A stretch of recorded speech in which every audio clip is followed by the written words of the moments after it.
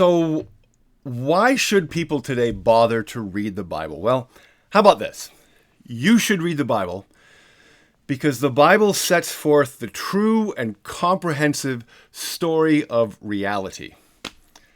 By that I mean it's a story that addresses all the big questions of existence, and it's the best story, the best explanation we have. What is the nature of the world? Who are we? Why are we here? What's wrong with the world? Where is it all headed? Now, let's just assume, for the sake of argument, that that's true. The Bible is a story that answers all these questions. If that were true, would you read the Bible then? Would you really want to know what the Bible has to say? Well, our guest today thinks this is exactly what the Bible is and exactly what the Bible does, and that it isn't necessarily easy to get those answers, but it's nothing to be afraid of. We just need to think clearly about it and take it on its own terms. If that intrigues you, you will definitely want to stick around for this interview with Greg Koukl.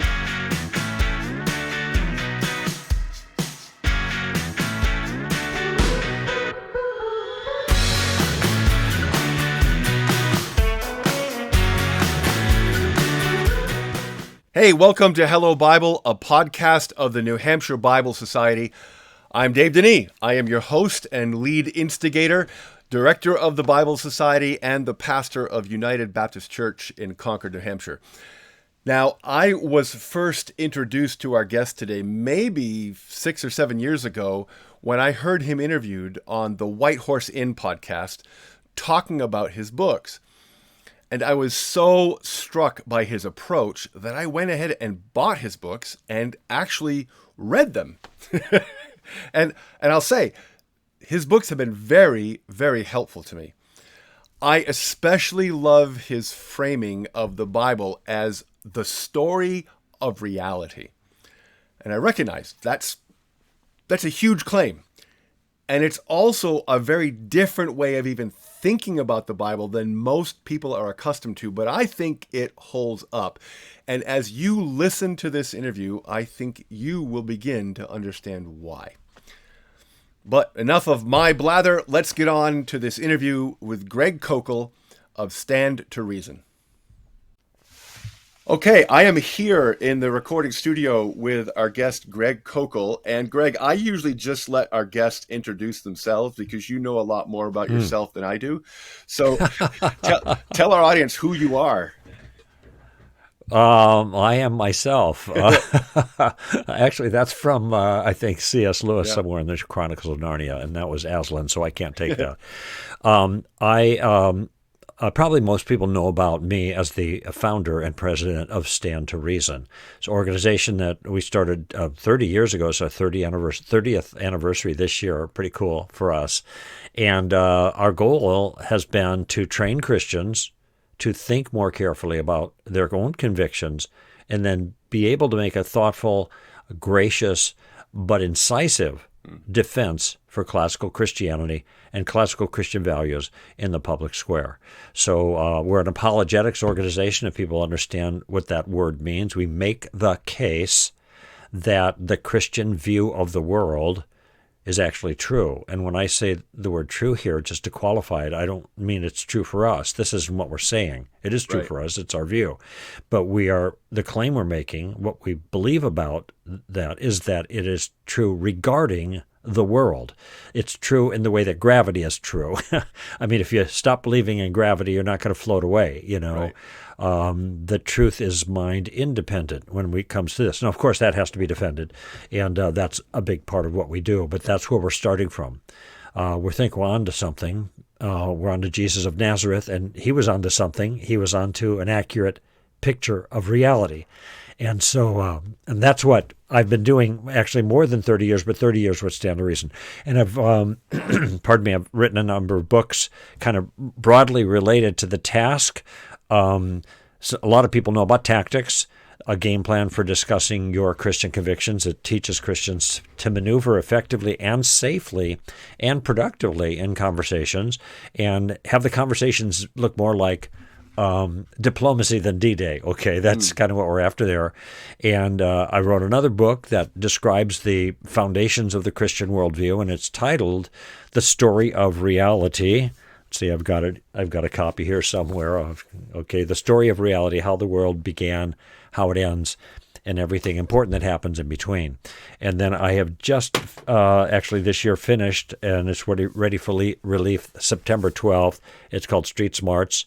It's a sequel to Tactics, and it's subtitled Using Questions to Answer Christianity's Toughest Challenges. So there's a thumbnail sketch of what I'm all about. I've been podcasting actually on radio for 33 years. Yeah. And of course that morphed into podcast form too. So I've been behind the mic quite a bit too. And I've actually spoken on over 90 college and university campuses, and in addition to churches and conferences. So that's kind of broadly what I do. I think I first ran across you on White Horse Inn. And so I ran across you through podcasts. Mike Horton and the Mike boys. Horton and company. And then I went and got some of your books, specifically, like I had mentioned to you before, Tactics and Story of Reality.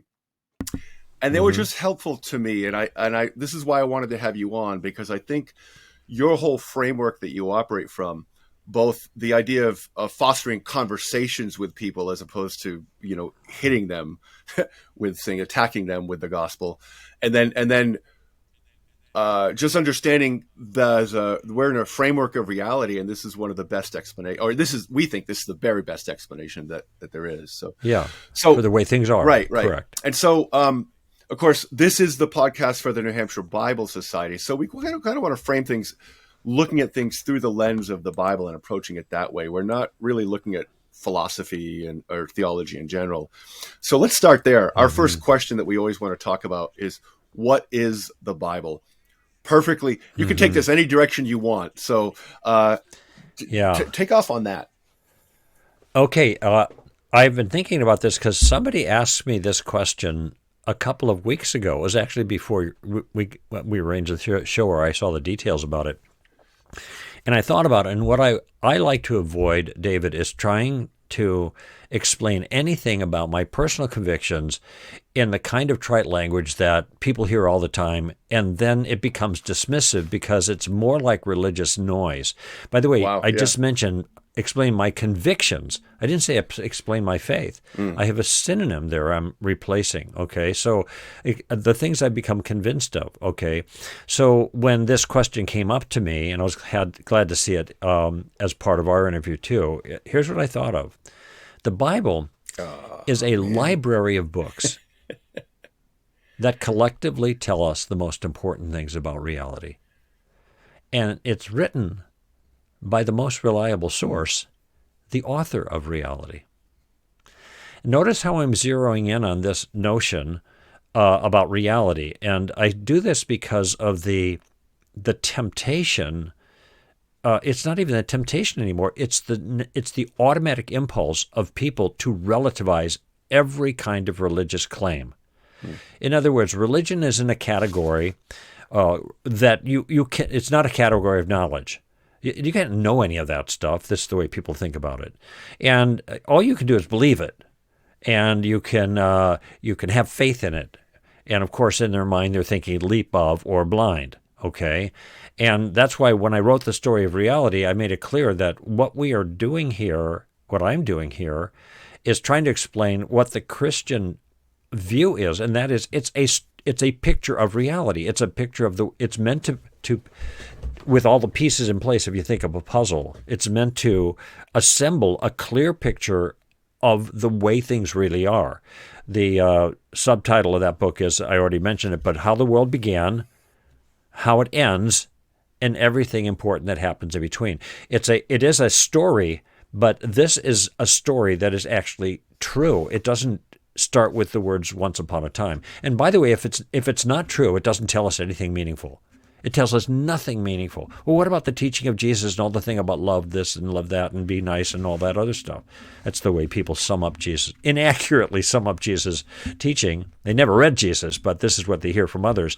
And my answer is, well, if Jesus wasn't who he claimed to be and there was no God governing the universe, well, then none of that stuff has any moral weight anyway, because there's no moral weight to anything if God doesn't exist, no objective moral weight.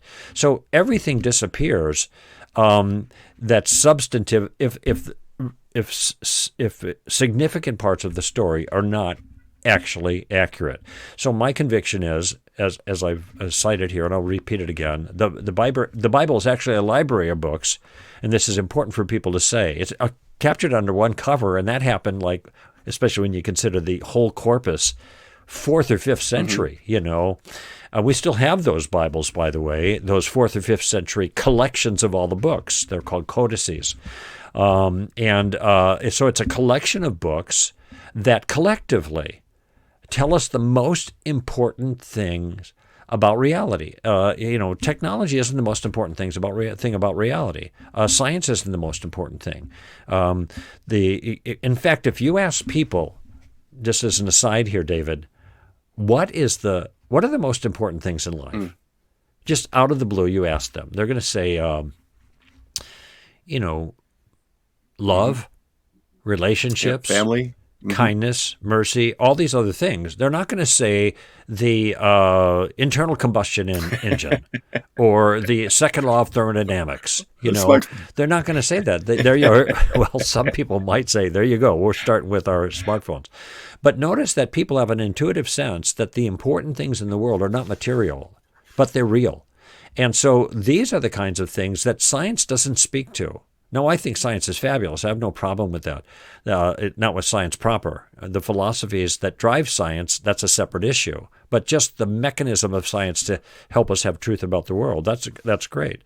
But in a certain sense, given the question that we can ask others just to spout off and give their opinion, it turns out that if those are the things that are important, then science doesn't tell us anything important.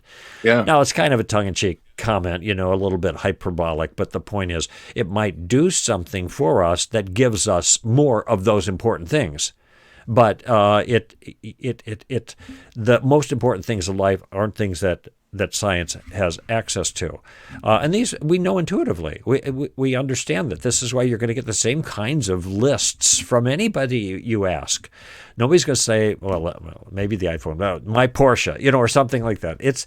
That would be shallow. We would immediately recognize that as shallow. So what the Bible speaks to is the most important things about reality. Our origins, what man's problem is. And everybody knows we have a problem. It doesn't matter where you live or when you live. We all know there's a problem. It's classically construed as the problem of evil. Yeah. And so what's curious about our story, our account of reality, is that evil's not an imposter in our story in a certain sense. It is in reality, but our story makes sense of that because it's part of our story. In fact, David, if there was no problem of evil, we'd have no story at all. The problem starts in chapter 3 and it doesn't end until 66 books later, right?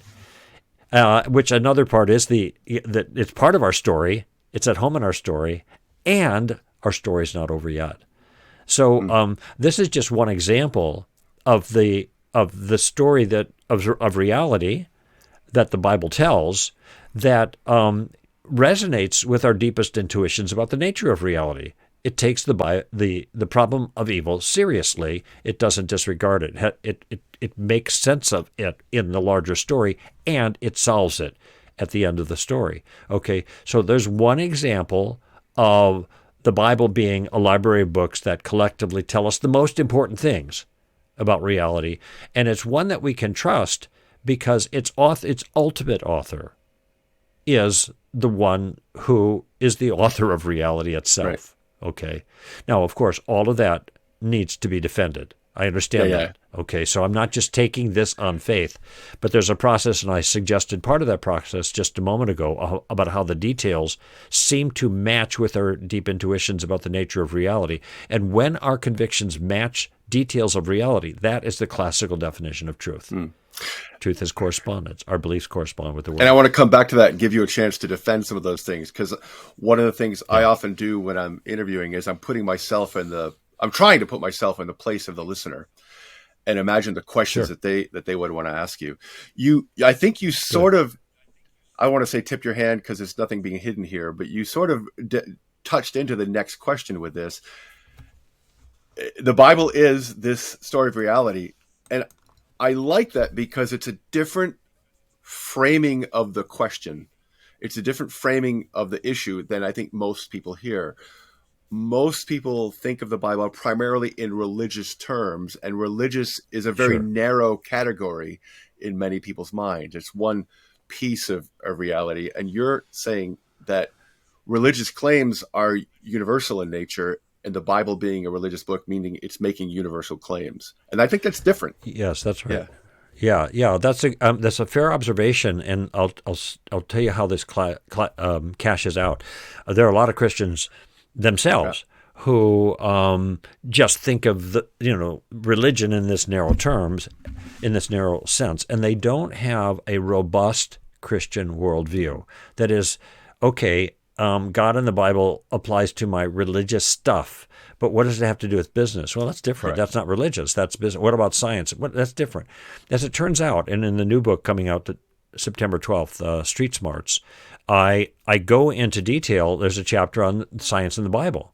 And a lot of people now think, well, you can't bring God into the picture. That's a science stopper, all right? Mm-hmm. Well, it turns out that Christianity in particular, or maybe broadly a Judeo-Christian theistic worldview, that was the science starter. You look at all of the founders of the major fields of science, and especially the main movers that got the whole scientific method going. These guys were all committed biblical theists, all right? And it wasn't just they happened to be biblical theists, because pretty much everybody then in Western Europe was a biblical theist. It was their biblical theism that informed their understanding of the world. There's a lot of skepticism in the 18th century and early 19th century. And David Hume and Immanuel Kant, these philosophers, they said, how can we really trust what we think we know, even receiving it from our senses? How can we trust that? And in the founders of science, they said, well, here's an explanation. It seems like we can trust it, but why does that make any sense? Because there was someone who made us like him, who made an intelligible world that we made in his image could understand. Okay. Now, people can take exception with that point, but all I'm drawing attention to right now is the fit. Okay. It was because this biblical worldview made the world sensible to them. It explained why they could discover true things about the world, that they set out to systematically discover true things about the world. And understanding that human beings were fallen, this was part of their understanding of the nature of reality. As Christians, they realize we have to have checks and balances in the system to figure out the truth. And so all of this kind of found its way into what's known now as the scientific method. So here, the reason I bring this up is because your comment was, oh, religion seems to people so narrow. Okay. Well, that's because they have not thought more broadly about the ramifications of their story, their worldview. Right. Take atheism, for example. That is a competing story, okay? It doesn't start out with in the beginning God. It starts out with in the beginning the particles, right? Okay, that's their story, all right? Maybe they're right, okay? Maybe Carl Sagan was right when he says the cosmos is all there is or ever was or ever will be, Sounds like the Gloria Patri a little bit there, the rhythm of it.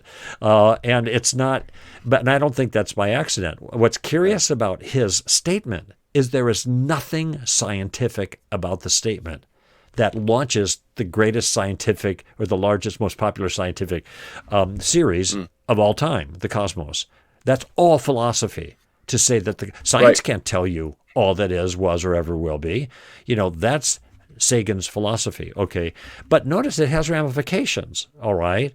And he's the one who made the famous observation about the pale blue dot. We have this spacecraft going out of our solar system, and it looks back, and there's that little blue dot, that's Earth, and how insignificant we are, how small we are in the big picture. Well, that's exactly right if that's all there is. Mm-hmm. Okay, notice that the worldview that is adopted by atheists leads to, naturally, the conclusion that we're nothing. Yeah. We are just an insignificant nothing. We are stardust, basically, and that's it.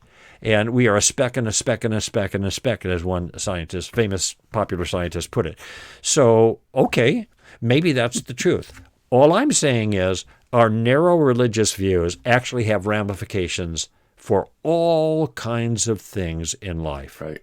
And what most people haven't done is connected the dots. I want people to connect the dots.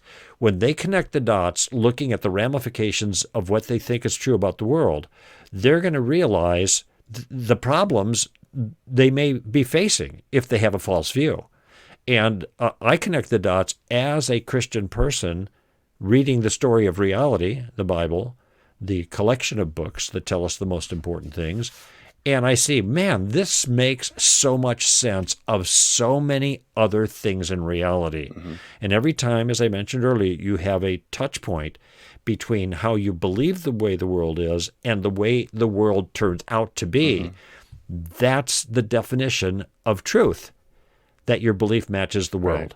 And I see lots and lots and lots of very powerful touch points like that with the story of reality.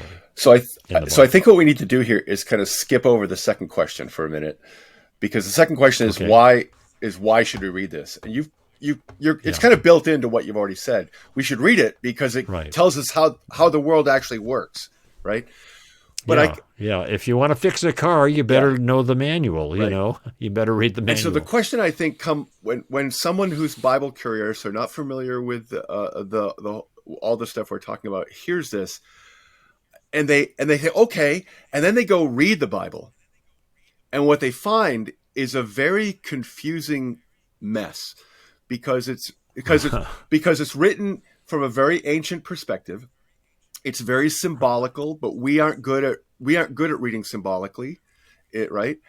We aren't good at understanding stories narratively. We want things laid out by a textbook with headings and subheadings and and all this kind of stuff. And we want facts, metaphors and symbols, right? So a person going to the Bible and says, "Okay, story of reality. This is the story of reality. How can this be the story of reality?" What do you say to people who would respond to you that way? Okay, this is similar broadly in the category of do you take the Bible literally? My response is I take the Bible in the sense that it was intended to be taken by the author, okay? And frankly, that's the ordinary way. It's the way we read anything else. So when we read poetry, we understand it's poetry. Even when we're reading prose, we understand that there are techniques prose writers use to make solid points. When they're not speaking literally, that is, they're using a figure of speech, the figure of speech is employed to make a literal point. If I tell my wife, "Honey, you are a ray of sunshine today," well, she's not a piece of light, but I have to understand what sunshine is to be able to press it into service as a metaphor. Okay, but I am saying something real and true about her, that this figure of speech is meant to capture. Now, this is very ordinary, okay? This is not unusual. But you've made a point, though, that this is something people need to keep in mind.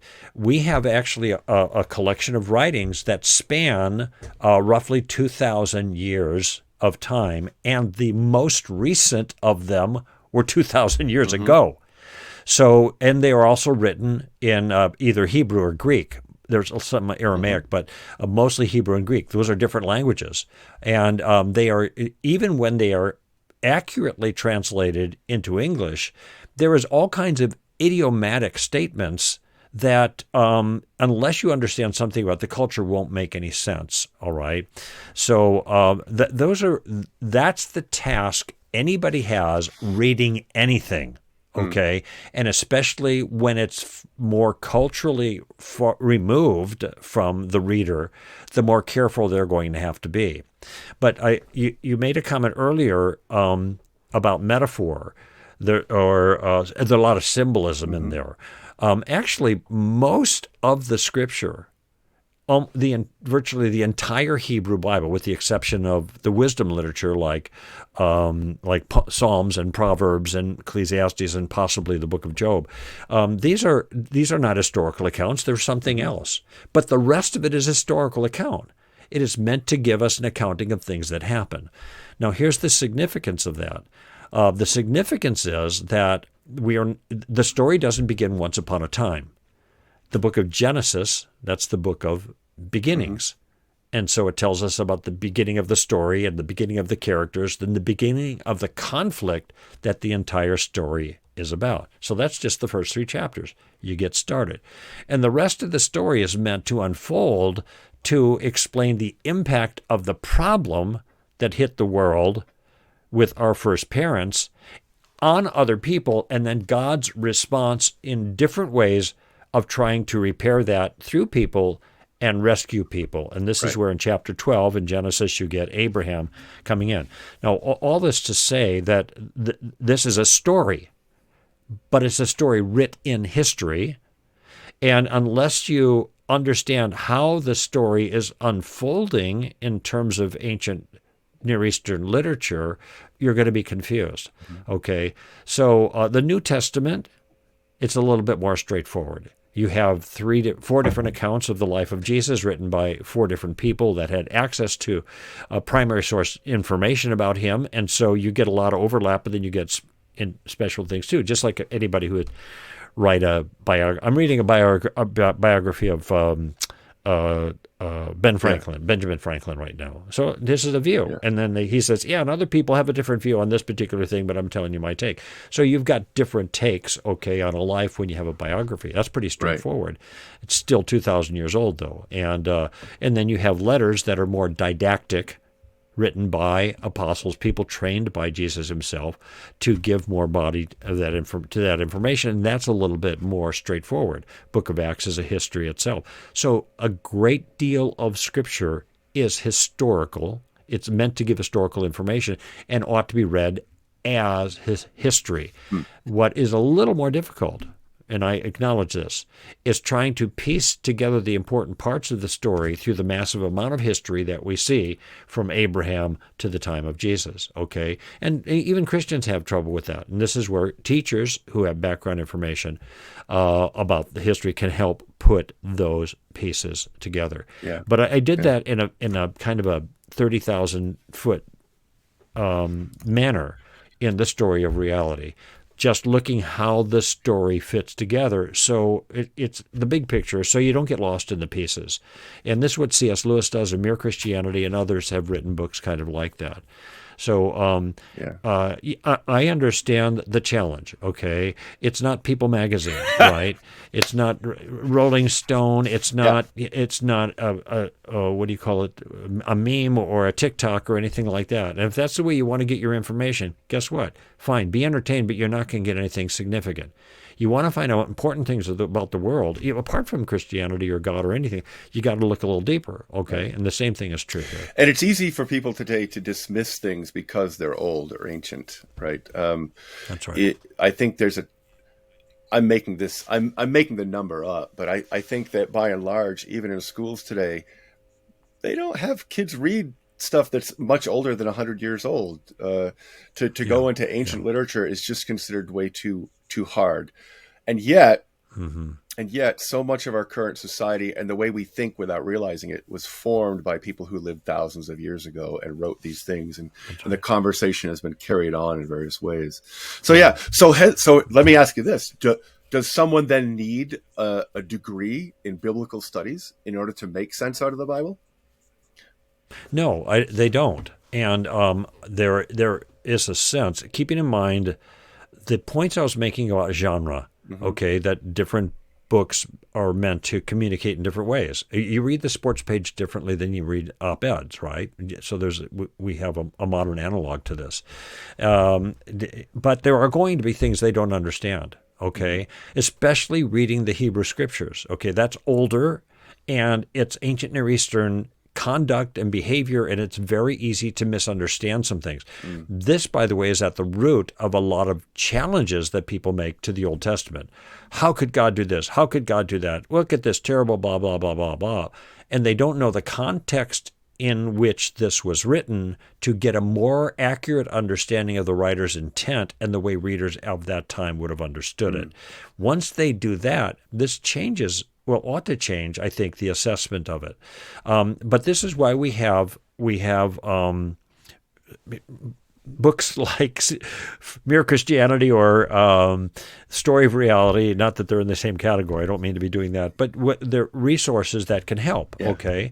But this is the same thing you do when you go to college. You read a book, and then what do? You get cliff notes, you have a lecture, you have discussions about it, whatever. Somebody's got to explain the details.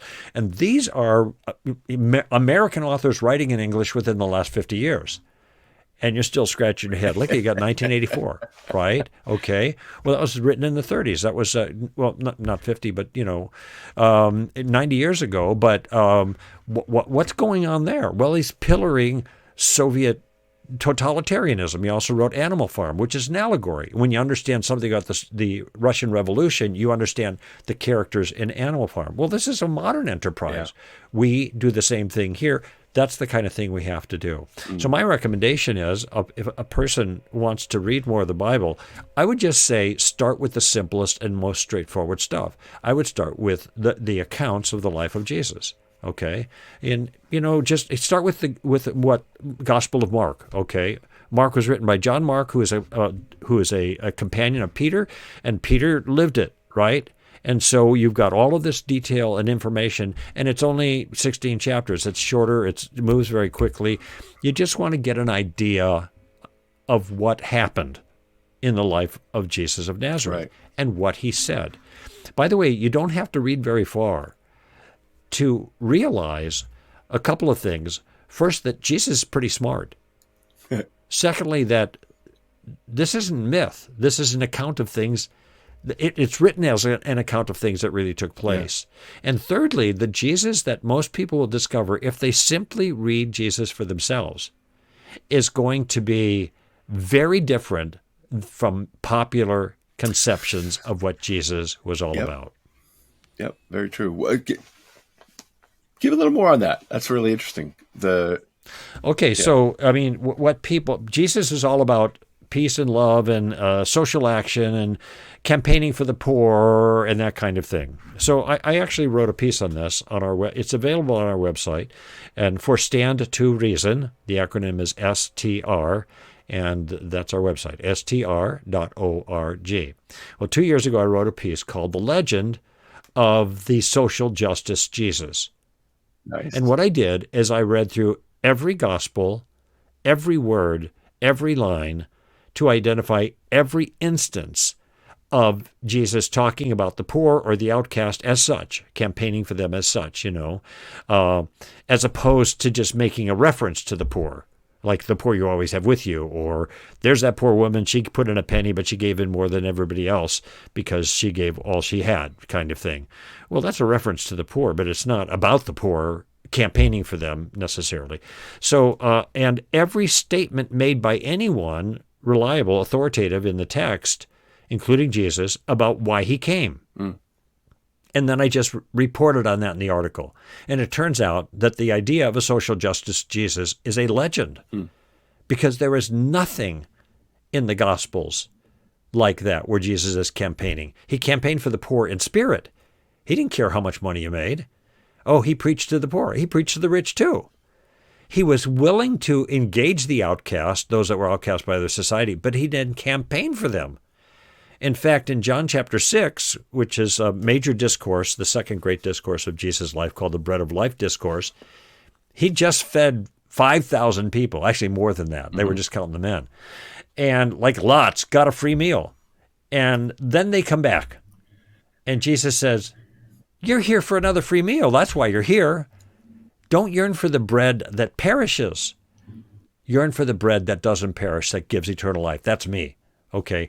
Now notice what he's chastising poor people that he's preaching who are coming to him for the wrong reason. So Jesus was not a champion of the poor.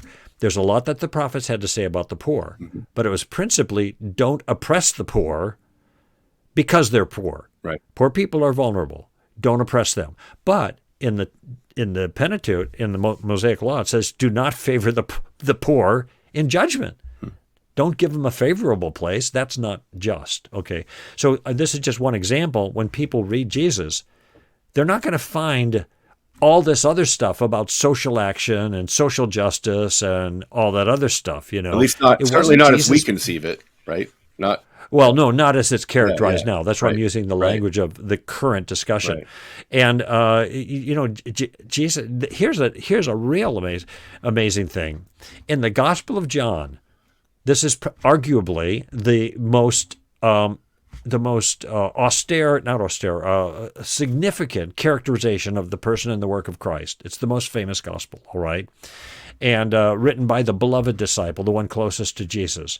The poor is mentioned one time, and the reference was the poor you always have with you, which was dismissive because he was comparing the poor to him and his mission. Okay, and so it isn't that Jesus didn't care about the poor, but there was something else more important. So the question is, why in this most important gospel, the last one that's written, the major statement of the person and work of Christ, does John not mention anything about this from the lips of Jesus?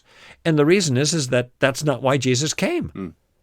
It's clear that's not why. He came to seek and to save that which was lost. He came to call sinners to repentance. Okay? I mean, in a nutshell, there's a lot of those are Jesus statements, and there are a lot more that are similar to that. Right. But he didn't come to restore peace and love and help us all get along. He actually said he was going to divide families. He would set mother against daughter and father against son, and cause division. That's in Matthew 10. Because his message was divisive. It wasn't one that tickled the ears of the popular audience. So there's one example there, or one characterization of how when they read Jesus, they're going to find out that this something very different than what a lot of people characterize Jesus as having represented. Okay, Yeah. And they by the way, this offensive idea that Jesus is the only way of salvation, that comes from him. It doesn't come from narrow-minded, bigoted Christians. Right. And he said it many, many times, and every single person who he personally trained to follow after him, who weighed in on the issue, they all said the same thing. Mm-hmm. Yeah. Not politically correct. Not at all. But that's Jesus. But I agree with you as far as where to start approaching the Bible is with the Gospels. I've actually had a couple of opportunities where I sat down with people to read the Bible with them, and I've tried to start, selections from Genesis on, and it's just really hard for people who have no background in Scripture to start there, but they start with Jesus, and you're right. Jesus unfolds himself through those stories, and then, wow, everything else kind of comes to place. I'm reminded of what, and his point was to reveal the Father. He says also correct. That was one of his missions, so that he gives you insight on all the other stuff, kind of in a thumbnail sketch, so to speak. Yeah, I'm reminded of what Andy Stanley has said. If some guy comes along who can predict his own death, and how it's going to happen, and then say he's going to come back from the dead, and then he pulls it off, we should just do what he says. Yeah, that's right. Those are good creds there. That's okay. So, good place to start. How else can someone? But okay, so starting with the Gospels and with Jesus is a good place to start. What other things should someone who's curious about the Bible but unfamiliar with it, what other things can they do to make it more accessible for themselves? Well, let me give a kind of a modern analogy and then actually point to something factual in that analogy. And the modern analogy is YouTube, okay? You can learn to build a rocket ship probably on YouTube. Yeah. You can learn how to do code and computer. You can use, my water heater went out and it was what happened? Go to YouTube and there it is, everything step by step. So now we have things in our life that malfunction, and then we go to somebody who knows about that thing, and we let that person instruct us about that particular thing. Okay, the same thing is true about the Bible. Okay, it's a thing that there's a lot of stuff there that that are accessible to us, that are within reach to the common reader, if we simply read it the ordinary way. Okay, when people say, do you take the Bible literally? And my point is, I just take it, and I read it the ordinary way, basically, like I read everything else. And then you let metaphors be metaphors and figures of speech be figures of speech. The problem with the question, though, is they don't mean metaphors. They mean like, multiplying loaves and fishes. They mean like, parting the Red Sea. What they mean is unbelievable things that they don't want to believe, or that Jesus is the only way. Well, those aren't metaphors. Those are apparently, as you read the text, things that allegedly happened. And so, I take that at face value, in other words. So, but then there are other things that, I'm not so sure, what's this about? And this is where we go to resources, okay? It turns out there are resources on the World Wide Web, okay? Yeah. On YouTube. And we can ask for information. We look it up, write it in. Now there's a whole series of kind of animated descriptions of of the Bible that I think are really helpful. Okay, and I think they're called. You're chuckling because I think you know what I'm talking about. They're the Bible Project. It's on. Yeah, the Bible Project. Yeah, thank you. Yeah, okay, good. And there you can go in and you can listen to a 6-minute graphic, and they kind of build the structure of the book as they're talking about it. And these are people who have done the research, and then they let you know, here's what's going on, and here's why it's important in the larger story. This is especially helpful when you read things from the Hebrew Scriptures, okay? What the heck is going on with this thing right here? And then they explain what's going on and how it fits in the broader picture and things like that. And the visuals are really, really extraordinary. helpful. So that's just an example of a resource that people can go to, all right? I have, you can see behind me my office is a mess here, but there's all kinds of books that I make reference to people who have done a deeper dive into these issues that help me to understand some things, questions that I might have, and then I can convey the answers to others in the work that I do, okay? So these are all available. If someone wants to, for example, know how to read the Bible more accurately, there's a book that's been around a long time, and it's titled How to Read the Bible for All It's Worth. You know about this one. Okay, so How to Read the Bible for All It's Worth. And it's a really helpful tutorial to help you understand different types of writing in the Bible and then how to take them. And again, it really comes down to the simple adage, you just read the Bible the ordinary way. You read poetry as poetry, history as history, and et cetera, et cetera. But I will add something else. For the person that is listening that is not fully convinced or tire-kicking a little bit about Scripture, and what I say now, it might be controversial. You might even disagree with it, which you're free to do so. But I do not try to advance the idea that the Bible is the inerrant, inspired Word of God to people who don't already believe that. Okay, I'm not trying to convince them that. And the question that I asked, now that is my conviction. Okay, but I don't think it's helpful with seekers, for lack of a better term. And the reason is because the minute you say that, then that means everything's got to be perfect. And if they see something that doesn't look perfect, then they're going to challenge you on it, and you may not be able to answer on it. And this upends their confidence in that particular claim, and then they're dismissive of the whole thing. So here's what I suggest people do. I ask them a question. Do you have any books in your library? Right? Yeah, I do. Okay. Do you learn anything valuable from them, or things that are true about life or about anything? Sure. Are any of your books written by God? No. So it's certainly possible for people to write things that are true about really important things, even if God's not talking to them, telling them to write it. They have insight. They understand some things, okay, that you can assess whether it's valuable or not. Good. Yes, of course it's possible. That's common sense. So that's the way I want you to read these texts. I don't want you to read the Gospel of Mark as the inspired Word of God. I want you to read it as an account of a reasonably accurate account, and this is the way historians take it, by the way, of the life of Jesus of Nazareth, written by people who were in a position to observe what really took place. Okay, there you go. Maybe you don't. Wait, he's got miracles. Okay, well, that's part of the record. If you don't believe in them, if you don't think they're possible, well, there's another question. Why would they not be possible?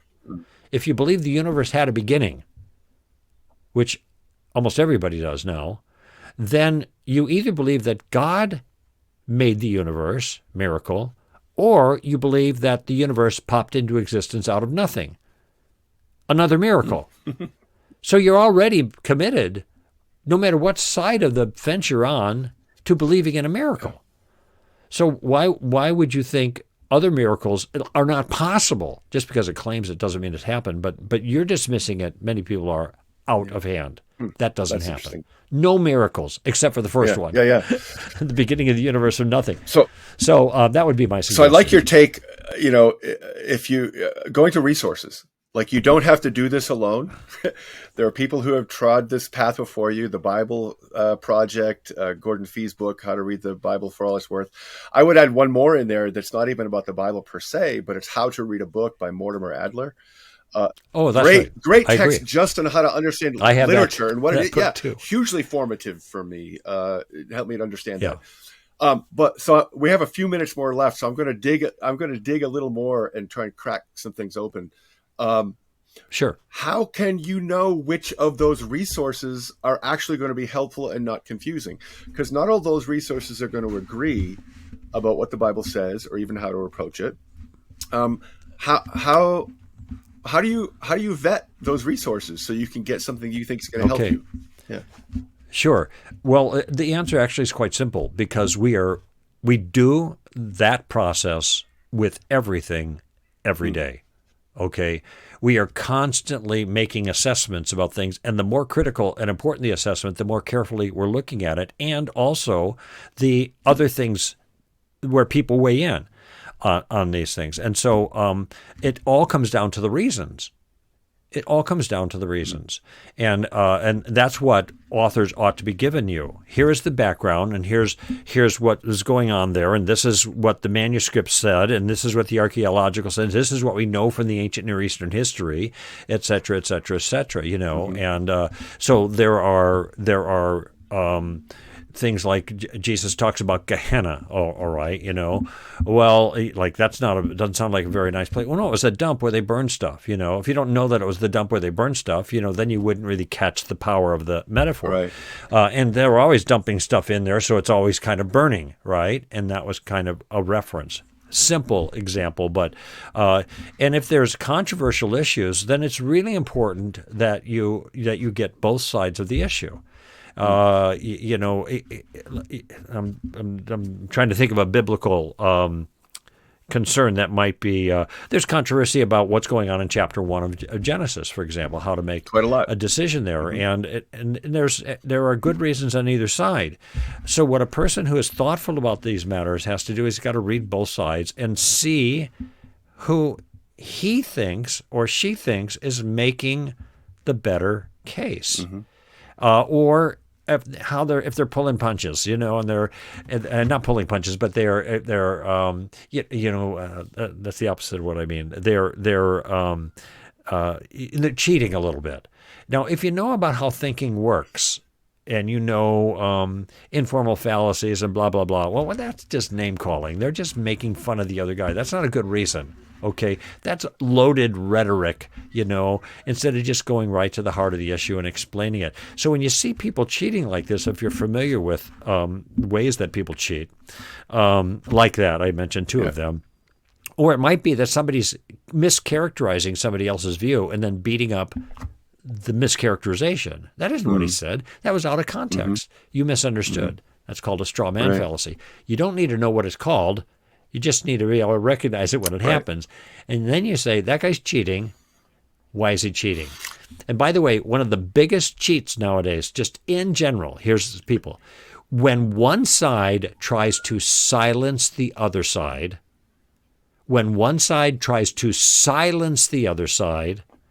then that's a cheat. LDS people, really nice Mormon people, They don't characteristically read critiques of Mormonism. Why not? Because their leadership doesn't want them to. I invite anybody to read any critique of Christianity and God's existence. Go right ahead. And then I just encourage them to read the other side because there's been an answer. And then judge for yourself. Right. But when one side is saying, don't listen to the other side, don't read that, or we're going to silence them, and there's a lot of issues where that's going on right now in the public conversation, but lots of things, that's a sign of a cheat. Yeah, that's nice.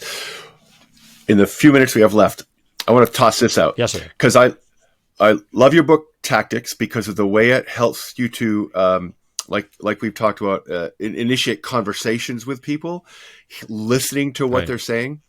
So what questions would you invite people to ask of themselves to initiate a faith conversation with themselves? That's a real turnaround of what you're saying, but I think it still works. No, that's nobody's ever asked that of me. I'm going to make a note, ask of themselves, because that's good. Because people are, because I might talk about this on my own show. I don't think I'm the only one who has conversations with myself in my own head. I think many people do, and they have conversations with themselves about things that are very important to them, like what is the world and what's wrong and how do we fix it? Okay. Right? So, all right. So the first statement you just made was one that I would ask people. Here's the first thing you do. You observe the nature of the world. This is actually kind of a scientific motif. You observe something, and then you ask the question, what best explains this thing that I'm observing? All right. This is a very important question because this is the fundamental, broadest reason why I think that the biblical view of reality is correct. Because I make observations about the nature of the world. Okay. So I made a comment earlier and I said, there's one thing that everybody knows about the world. It doesn't matter when they live or where they live. They know something's wrong with the world. Okay. Problem of evil. All right. This isn't a Christian problem. This isn't a theist problem. This is a human problem. All right. Every accounting of reality that purports to be true has got to make sense of this. All right. Has got to take that into account.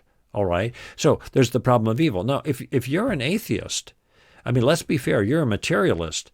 There is no problem of evil because that requires an external standard which you don't have any room for in your worldview. If you're a moral relativist and think that morality is just a matter of individual opinions, there is no problem of evil in the way people complain about it because all there is things that you don't like.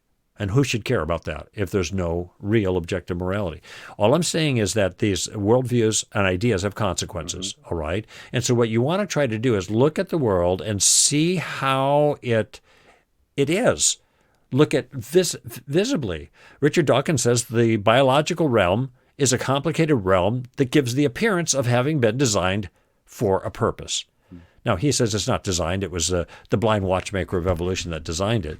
Evolution's really in trouble right now, at least the version he believes in. So maybe it looks designed because it is designed. That's an alternate view. A look at morality, the nature. Are there right or wrong? Is slavery wrong? Is injustice bad? Should we seek justice? These are all moral qualities that we're talking about as if they're objective and transcendent and not just a matter of personal opinion. Well, if the world is filled with morality of that sort, then your story of reality has to have given account. So the first step is, what is the world like? And especially in terms of important things, why are natural laws predictable and largely consistent? Why is that? What worldview explains a world like that, or a world where there's meaning? Would you try to talk somebody out of a suicide? Yeah. Why? I wouldn't want them to waste their life. How can they waste their life if there's no meaning to life? There must be a meaning to life that you're aware that there exists, even if you don't know what it is. That's why you'd talk somebody out of a suicide. So those are the kinds of questions.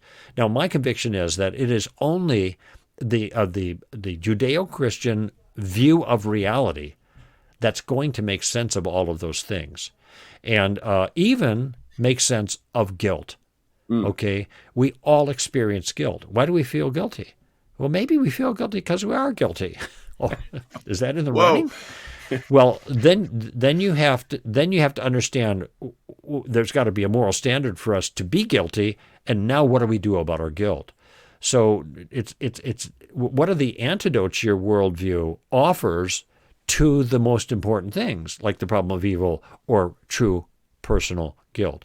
And these are all things that these are big questions that need to be answered, and this is where I think an accurate understanding of the biblical view of reality, characterized in that collection of books that we call the Bible, is going to give you the best answer.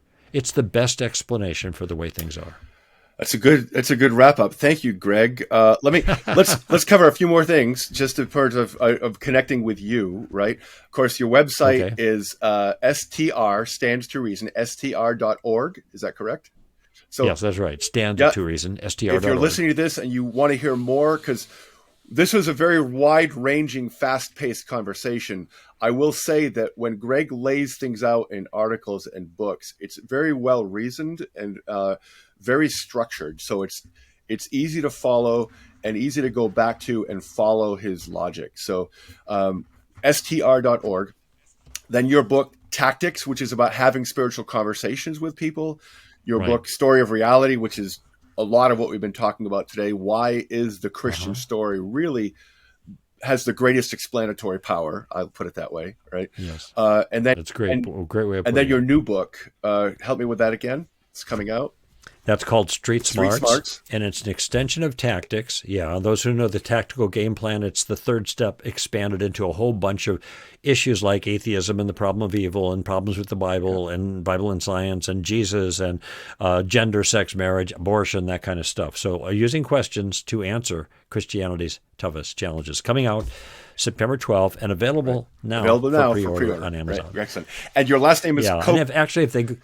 Go ahead. Koukl, Koukl. And by the way, there is a Koukl, and there's a landing. Yeah, there's 4 other books that are titled Street Smarts that I know of on Amazon. But simple thing, if they go streetsmartsthebook.com, they can go to a landing site that allow them to get a bunch of extra stuff for free if they pre-order there.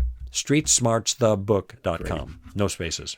Hey, thank you, Greg, for giving your time to my audience. Really appreciate it. This is a great conversation, and it will be out in a couple months. At this point, we're kind of in the tail end of the season. But thank you so much. Is there any last words you want to put out there? No, it's great talking with you, David. Anytime you want to chat, I'm here for you. Let's do it again sometime. All right. All right, that was quite a conversation. What are some good takeaways from that interview? I think first is this idea that the Bible is the true story of reality. And again, that's a big claim. I get that. And I recognize that just saying that without giving more background or explanation will invite mockery and scorn more than it will start a helpful conversation. But I hope you picked up from Greg that we can work through the difficulties of the Bible if we just learn to think clearly about it, in taking it for what it actually is. The fact is, you cannot ask a question that someone else hasn't already answered. So second, and leading from that, if you come across things in the Bible that don't make sense to you, it is totally okay. In fact, it is highly recommended that you find some kind of help with that. And there are lots and lots of great resources out there. We talked about C.S. Lewis's Mere Christianity, Gordon Fee's How to Read the Bible for All It's Worth, Mortimer Adler's How to Read a Book, The Bible Project. You can find it on YouTube or just look up The Bible Project. And of course, there are Greg's books, The Story of Reality, Tactics, and his most recent one, Street Smarts, which is about using questions to answer Christianity's toughest challenges. Get those books, read them, but don't stop there. The Bible is a bottomless well of goodness and beauty, and no matter where you're at, you are just getting started. Well, congratulations. You have managed now to listen to another entire episode of Hello Bible. Sincerely, thank you. If you think we deserve it, please leave us a positive review on Apple Podcasts or whatever app you use to feed your podcast habit. If you haven't already done so, be sure to follow or subscribe on your app so you can keep up with new episodes as they come out.